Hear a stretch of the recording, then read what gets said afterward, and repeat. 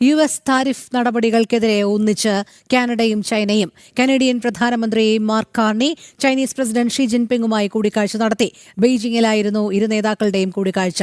പരസ്പരം ചുമത്തുന്ന താരിഫുകളിൽ ഗണ്യമായ കുറവ് വരുത്താൻ ഇരു നേതാക്കളുമായുള്ള ചർച്ചയിൽ തീരുമാനമായി.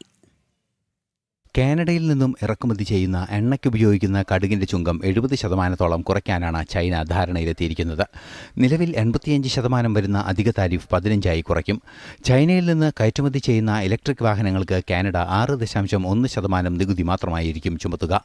ചൈനീസ് നിർമ്മിതമായ 49,000 ഇലക്ട്രിക് വാഹനങ്ങൾക്ക് കാനഡയിൽ വിൽപ്പന നടത്താനുള്ള അനുമതി നൽകും.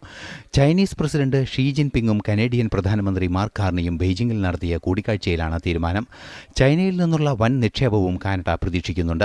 എന്നാൽ മനുഷ്യാവകാശ വിഷയങ്ങളിലും ചൈനയിൽ നിലനിൽക്കുന്ന നീതിയുക്തമല്ലാത്ത തെരഞ്ഞെടുപ്പ് ഇടപെടലും എതിർക്കുന്നുവെന്ന നയപരമായ നിലപാടിൽ ഉറച്ചു നിൽക്കുന്നുവെന്നും മാർക്ക് കാർണി പറഞ്ഞു.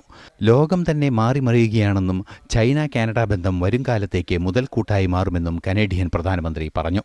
We're heartened by the leadership of President Xi Jinping and the speed with which our relationship has progressed in recent months. This sets the stage for these important discussions on a wide range of issues where we can be strategic partners, from energy to agriculture, people-to-people ties, to multilateralism, to issues on security. And I believe the progress that we have made in the partnership sets us up well for the new world order. ലോക സമാധാനത്തിനും പുരോഗതിക്കും വികസനത്തിനുമുള്ളതാണ് ഇരു രാജ്യങ്ങളും തമ്മിലുള്ള ധാരണയെന്ന് she ജിൻപിങ്ങും വ്യക്തമാക്കി. That meeting, I believe, marked a turnaround in the China-Canada relations and placed it on a upward trajectory. In the past couple of months, the agencies of our two countries have engaged in deep discussions on resuming and restarting cooperation across the board and produced positive results. I am heartened by the progress.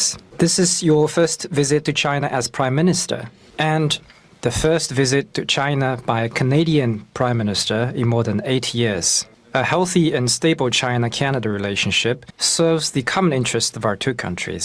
നേരത്തെ 100% താരിഫാണ് Chinese electrical വാഹനങ്ങൾക്ക് Canada ചുമത്തിയിരുന്നത്. തുടർന്ന് തിരിച്ചും China tariff ചുമത്തിയതിനെ തുടർന്ന് കാനഡയിൽ നിന്നും ചൈനയിലേക്കുള്ള ഇറക്കുമതി 90% കുറഞ്ഞിരുന്നു. International desk, ജനം.